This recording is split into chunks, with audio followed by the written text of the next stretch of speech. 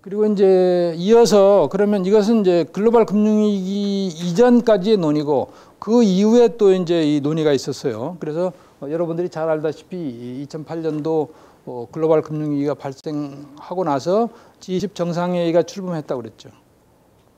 G20 정상회의에서 2009년도 피츠버그 정상회의 때 미국이 위안화를 겨냥해서 이제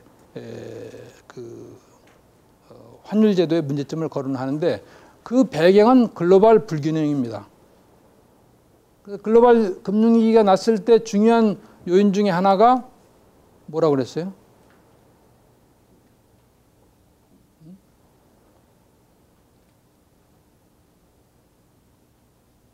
무수하게 배웠잖아. 박예진. 글로벌 금융위기의 주요 요인 중에 하나가 뭐였어요? 응? 아니, 제1강에서 배운 거야. 글로벌 금융위기의 원인. 홍성욱 뭐예요? 여러분들 정답을 얘기하려고 하지 말고 그냥 얘기하세요. 생각나는 거. 내가 꼭 정답을 얘기하라는 게 아니에요. 그러다 보면 정답이 나올 수도 있고 여러분의 생각이 있는 거기 때문에 홍성욱 뭐예요? 뭐가 글로벌 위기 원인이었다?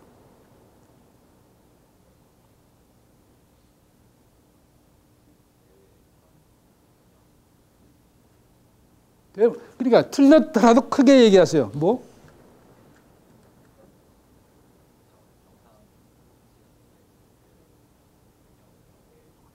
대외 균형, 대외 균형, 불균형.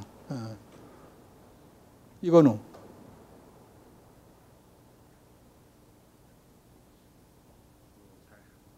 여러분들 이러기 때문에 미국 대학 가면 다 입 다물고 있는 거예요. 그러니까 한국 사람들은 그 미국의 그 교수들이 그렇다는 거야. 처음에 3번 놀란다는 거야. 토플 시험 성적 보고 놀래고 두 번째는 말을 시켜보니까 하나도 못해. 또 말을 안 하려고 그래. 어떻게 저런 사람이 저런 높은 토플 점수를 받았나. 두 번째 놀라는 거예요. 세 번째 시험 보니까 또 시험지는 기가 막히게 써내는 거예요. 얘기하세요. 여러분들한테 제일 우리 한국 학생들한테 제일 지금 우리가 부족한 점이 그런 거예요. 여기는 더욱이 배움의 장소예요. 그러니까 여러분들이 그냥 생각나는 대로 얘기하면 된다. 정민영 뭐요? 글로벌 금융위기 원인 중에 하나. 자본 자유화. 과잉 유동성이라고 그랬잖아요. 과잉 유동성. 돈이 너무 많이 풀린 거예요. 그러니까 돈이 많이 풀린 것이 이제 기본적인 그 원인인데 그 돈이 많이 풀린 원인 중에 하나는 통화정책도 있어요. 저금리 정책이라든지 통화정책도 있지만 또 하나는 글로벌 불균형이란 말이야. 미국이 계속 경상수지 적자를 내면서도 유지될 수 있었던 거는 중국이나 독일, 일본 또 한국이 그 흑자를 갖다가 다시 어디다 투자해줘요.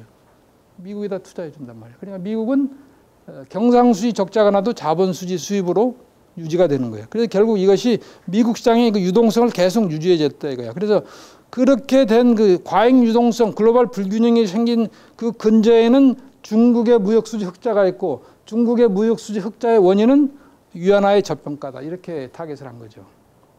그래서 위안화라고 딱 찝지는 않고 글로벌 불균형을 해소하기 위해서 이 환율을 조정하라 이렇게 나온 거예요.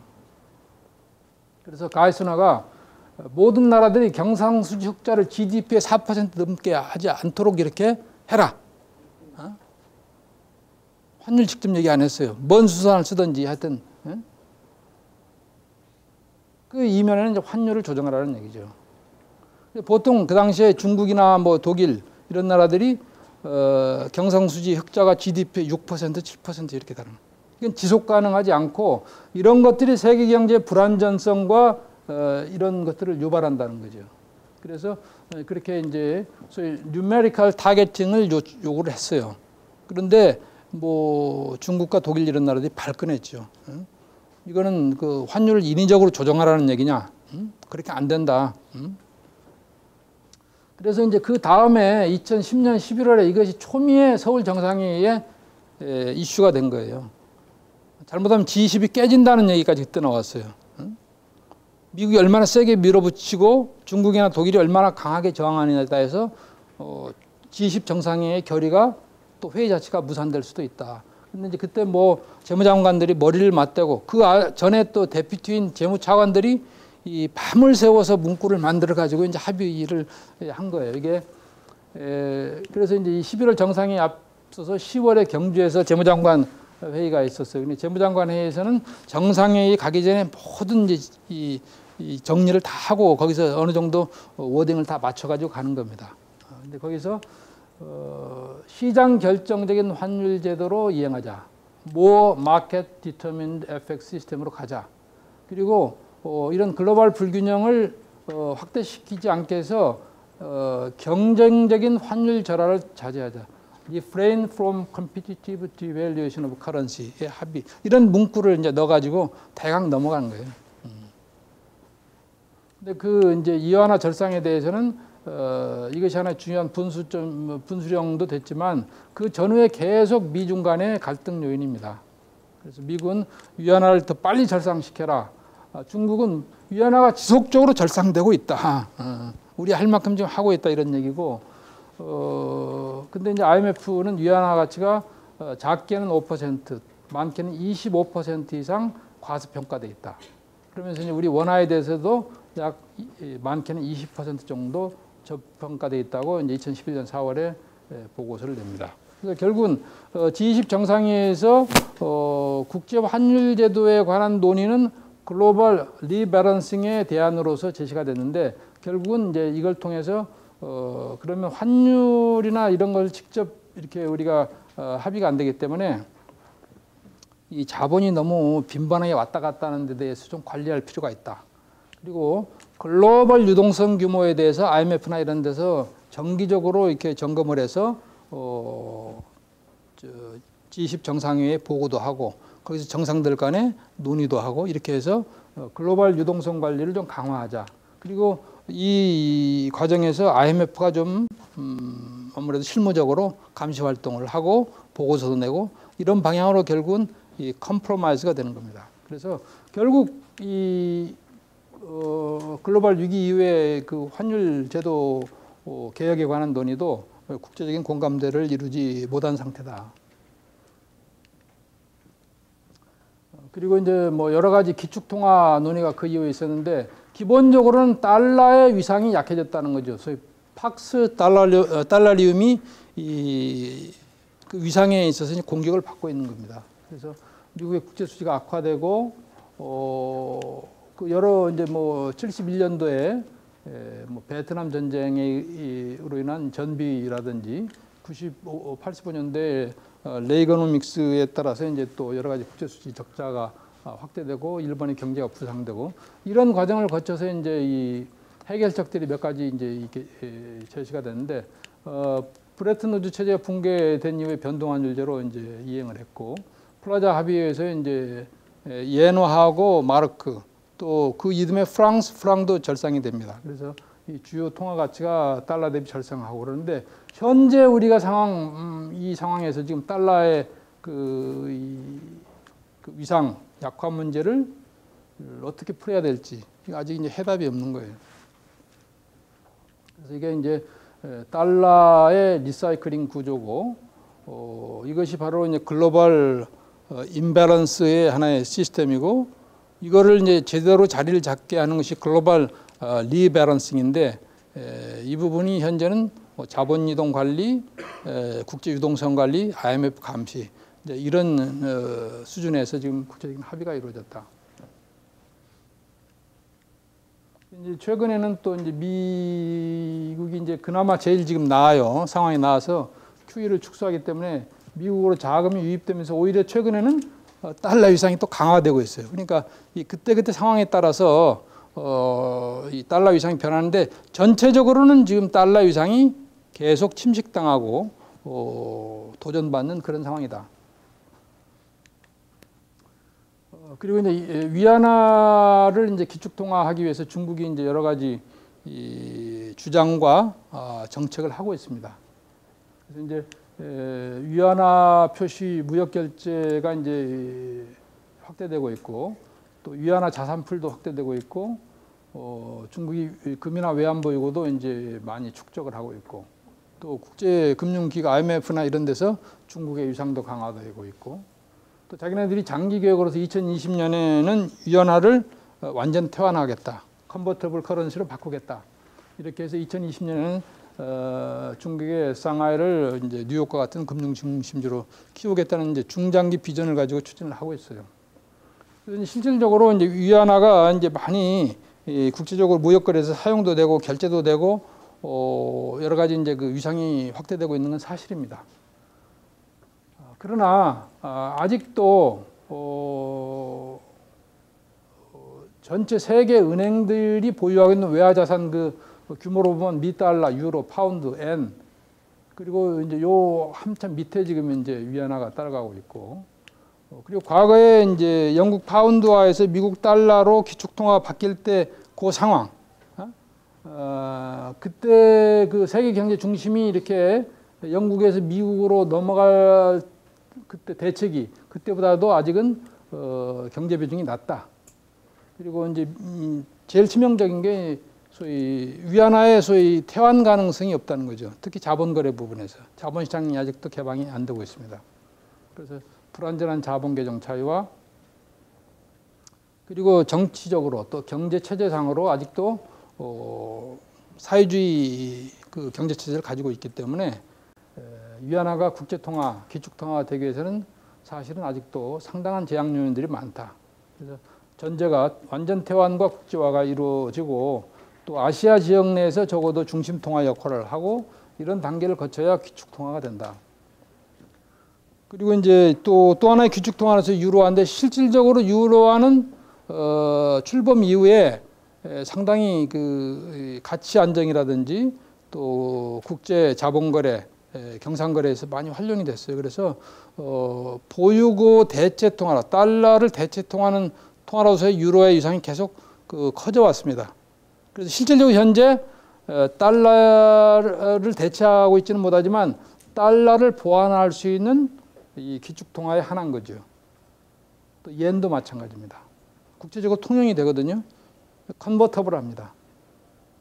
그래서 또 누구나 달러, 유로, 엔 정도면 가지고 있으려고 그러는 거예요. 투자하려고 하는 겁니다. 그래서 이 보조 기축 통화로서 역할을 하고 있는데 이번에 이제 재정위기를 유럽 재정위기를 맞아가지고 많이 위상이 흔들린 게 사실이에요. 그러나 뭐 초기에는 뭐 유로가 깨진다, 뭐 이런 이제 우려도 많았지만 이제 그간에 우리가 유로의 탄생 역사를 보면 그렇게 쉽게 깨질 그런 시스템은 아니다. 그 이전에도 여러 번 통화 위기를 유럽이 겪었고 그런 것들을 다 극복하고 해결하면서 오늘날 이 자리까지 왔기 때문에 나는 이제 과거에도 그렇고 지금도 그렇고 그렇게 유로는 쉽게 무너지지 않는다. 또 뭔가 해결책을 찾아낼 거로 이렇게 보고 있습니다. 그래서 앞으로 이제 유로화가 다시 회복되면 유로의 기축 통화로서의 원 오브 기축 통화로서의 위상은 유지되거나 확대될 가능성이 많다. 그리고 이제 그 중국이 하나의 그 기축 통화가 되기 위한 우회 수단으로서 SDR을 달러 대신에 기축 통화로 사용하자. 그리고 그 SDR 그 계산 통화 바스켓에 우리 위안화가 들어가야 된다. 그런 이제 주장을 하게 된 거죠. 2010년도에. 그러나 미국이 바로 한마디로 디스카드 해버린 거예요. 이제 결국은 SDR이 현재 4개국 통화로 되어 있죠. 미 달러, 유로, 엔, 파운드. 그러니까 이건 이 프리리 컨버터블한 커런시들입니다. 지금 국제시장에서. 그리고 외환 자본 자유화가 다 되어 있는 나라들이고. 그런데 위안화가 지금 그런 상황이 있느냐 이런 얘기죠. 그러니까 그건 SDR에 포함시켜줄 수가 없다. 그리고 IMF 절대 슈퍼 모조리티 보팅 파워를 미국이 가지고 있잖아요. 미국이 동의하지 않으면 못 들어가는 겁니다. 그래서 이거는 이 논란에 그친 지금 상황이다. 그래서 결국은 관건이 이거예요. 수출 비중은 이제 많이 뭐 확대될 수 있겠죠. 그러나 이 프리리 유저블 커런시가 돼야 된다. 이거 가기에는 아직 중국이 이 완전 자본자유화하기에는 이제 두려움이 많은 거죠. 그래서 2020년까지 장기적으로 가겠다는 겁니다. 그럼 앞으로 어떻게 될 거냐? 지금 현재 뭐 이 다양한 환율 제도를 여러 나라들이 채택하고 있죠.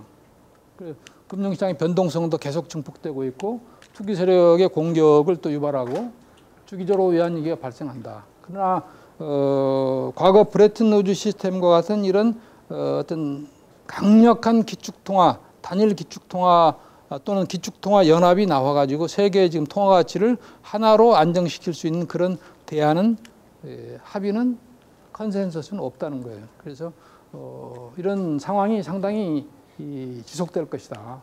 근데 이제 이 세계적으로 단일 통화를 하려면 이 먼델의 이제 싱글 커런시, 원 커런시 에어리아 이론에 보면 몇 가지 충족시켜야 되는 요건이 있는 거예요.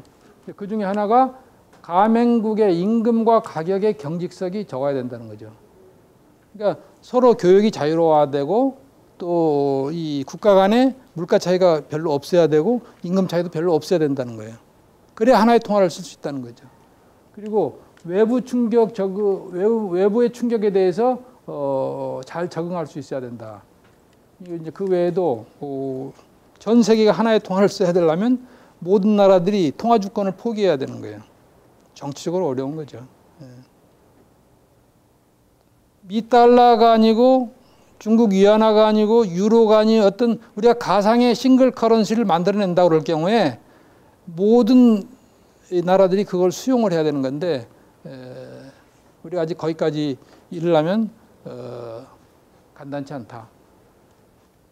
결국 통화 주권을 포기해야 되기 때문에 그리고 거기에 따라서 국가 간의 거시정책 조정을 해야 돼요. 지금 유로존이 그렇게 되고 있잖아요. 재정적자, 물가, 국가 채무를 일정 수준으로 수렴하도록 그렇게 하고 있는 겁니다. 그걸 수용해야 된다는 거죠. 현재는 이제 이 미국의 QE가 종료가 지금 이제 시작이 됐기 때문에 거기에 따라서 이제 미국으로 또 자본이 이동하고 그래서 신흥국 시장의 불안이 예상되고 한편으로는 이제 미국의 경상수지 적자로 인해서 글로벌 불균형에 조정을 이제 해야 되는데 그러기 위해서는 미국의 흑자를 많이 보고 있는 중국이나 독일, 일본, 한국 같은 나라들이 환율을 좀 절상시켜야 되는데 지금 그런 코디네이션이 쉽게 이루어지지 않고 있는 거죠. 그래서 이제 이 단기간 내 뭐 국제 환율 제도에 관한 컨센서스 어떤 가시적인 성과를 우리가 기대하기는 어렵겠다. 그래서 그러나 앞으로도 이런 이 국제 환율 제도의 안정적인 어떤 그런 시스템 그걸 찾기 위해서 우리가 지혜를 모아 나가야 된다. 그리고 이제 특히 그러면 아시아는 어떻게 지금 되느냐? 아시아. 지금 아시아는 사실은 과거 유로존과 비슷한 거예요. 다 스몰 오픈 에코노미입니다. 물론 이 중에 이제 이 일본과 같이 G7 국가가 있고 기축통화의 하나인 이제 그 옌을 가지고 있고 뭐 이런 나라들이 있는가 하면 나머지는 대부분 다 개방돼 있어요. 중국도 덩치는 크지만 사실은 뭐 기축통화국이라고 할 수가 없고 많은 나라들이 소위 오픈돼 있고 스몰하기 때문에 외부 충격이 상당히 벌러러블하다. 취약한 상태에 있는 거예요. 그래서 이제 예측 가능하고 투명한 어떤 영내의 통화제도가 있으면 좋겠는데 그게 없어요. 그래서 불안정이 지속되는 겁니다. 그러다 보니까 잘못되면 헤지펀드들이 공격도 하고 또 국제 외환시장이 불안하면 거기에 따라서 컨테이전 이펙트에 의해서 똑같이 불안해지고 또 외환위기도 또 발생하고 이런 거 재발을 막을 수 있는 장치가 없다. 그래서 1차적으로는 하여튼 이 영내의 국가들 간의 그 통화 환율의 움직임에 대한 어떤 이 협조, 대화, 공조 이런 시스템을 좀 강화하는 것이 1차적인 단계라고 봐요. 그래서 기본적으로 아세안 플러스 한중일 이 메커니즘 내에서 우리가 CMI를 성공시켰는데 거기서 더 나아가서 그럼 아시아의 통화 가치를 어떻게 안정적으로 우리가 끌고 갈 수 있느냐 이거에 대한 아카데미간 그런 리서치뿐만 아니라 실질적으로 환율을 유지하는 정부 당국자들 간에도 진지한 고민과 논의가 필요하다. 그래서 이미 학자들은 아시아 싱글 커런시까지 이미 갔어요. 거기에 관한 리포트도 지금 많이 냈습니다. 한국도 냈고 중국도 내고 일본도 내고 뭐 아세안 대놓고 많이 냈어요. 냈지만 그건 어디까지나 지금 그 학문의 영역에 머물러 있고 실질적으로 우리가 아시아에 유로와 같은 그런 싱글 커런시 시스템을 도입하기에는 상당히 넘어야 되는 그런 장애물도 많고 또 어떻게 보면 협력의 역사가 많이 쌓여야 되는 거예요. 지금 뭐 또 정치적으로 외교적으로 뭐 중일 간에 또 한일 간에 한중 간에 이렇게 여러 가지 지금 복잡한 문제들이 있기 때문에 우리가 당분간 기대하기는 어렵다. 그 엔화가 사실은 이제 이 지역 통화 중에서는 제일 국제화되어 있는 통화인데 일본은 그렇게 하고 싶은 거죠. 엔화 중심으로 아시아의 어떤 공동 통화 시스템을 만들고 싶은 건데 일본의 이 지역 내에 리더십이 없다는 거예요. 그 중국이 받아들이지 않습니다. 그러니까 이건 사실은 가장 어떻게 보면 현실적인 수단이죠. 먼델 같은 교수가 얘기했듯이 미주는 미달러, 유럽은 유로, 아시아는 엔을 가지고 이게 기축통화로 이렇게 통합된 다음에 이 3개 통화 간의 통화 가치 변동을 조금 이게 줄일 수 있는 그런 메커니즘을 찾아내면 그러면 전체적으로 세계 환율 제도가 좀 안정적으로 간다. 아주 좋은 구상이에요. 이상입니다. 그러나 아시아의 지금 이런 정치적인 외교적인 군사적인 복잡한 문제 때문에 쉽지 않다. 그래서 일단 그 대화부터 그다음에 협의부터 어떤 새로운 시스템을 당장 만들어서 운영하기보다는 이 각 국가 간의 어떤 거시경제 정책에 대한 협의, 또 대외 수지에 관한 협의, 또 금융시장에 관한 협의, 또 그 중에 하나로서 환율 이 운용에 관한 협의 이런 것들이 먼저 시작되고 그걸 통해서 이 환율을 통한 지나친 그 임금 궁핍화 정책이라 그러죠. 우리 환율만 절하시켜 가지고 수출 위주로 막 나가는 거. 그러면 나하고 경쟁자는 그만큼 손해를 보는 거 아니겠어요? 베가스타의 익스천지 레이트 팔리시라는 거예요. 인근을 다 거지로 만드는 그런 팔리시. 그게 이제 우리가 외환 환율 정책에서 가끔 쓰는 용어인데 그런 정책을 취해서는 안 되는 거죠.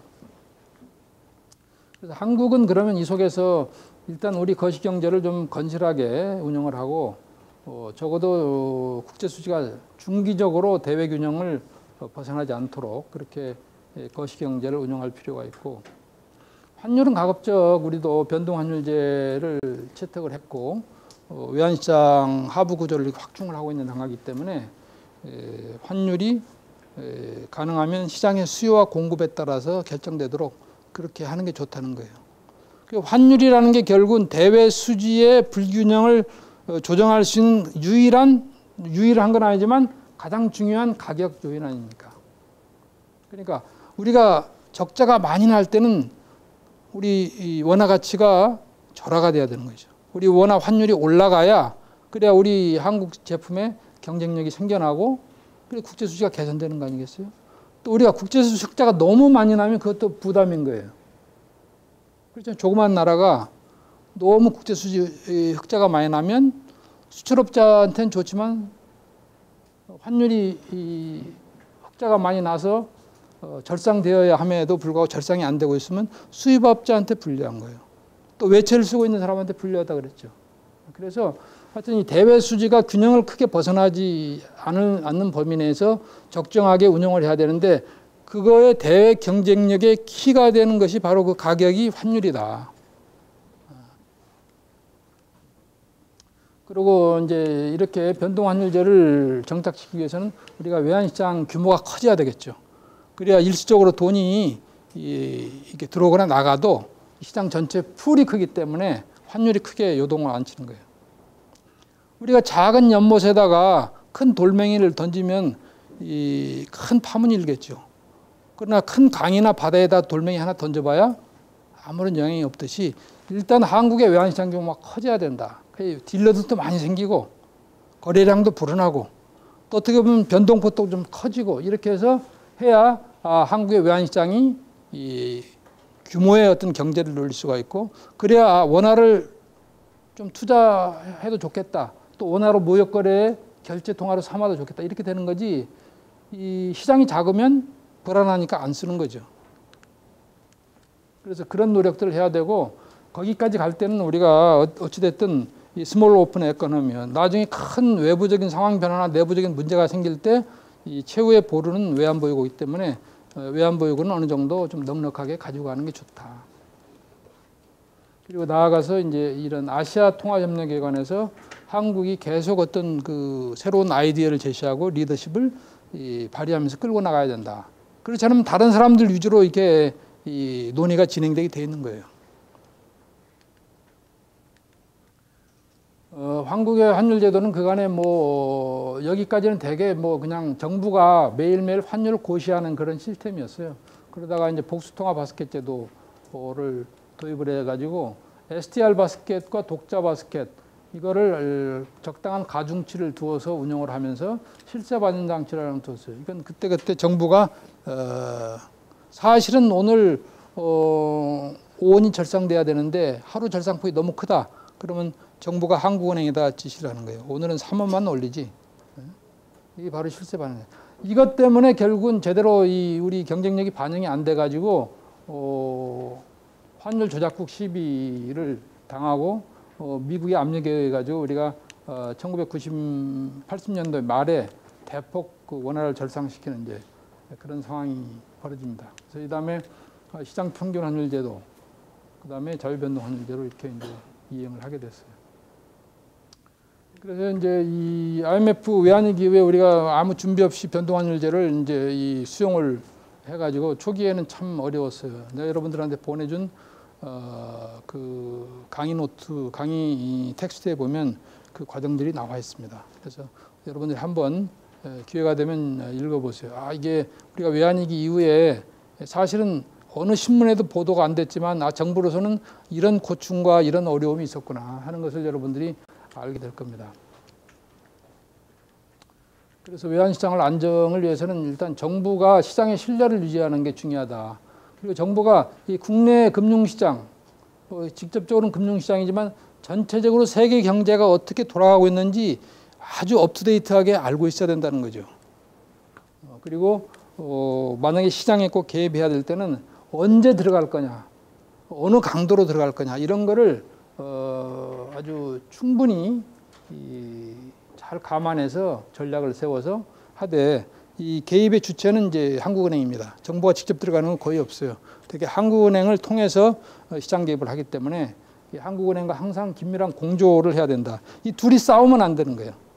이 둘이 싸우다가 우리가 NDF 사태가 벌어져가지고 1999년도, 2000년도에 수조 달러에 달하는 그런 이제 코스트를 이제 겪은 적이 있어요.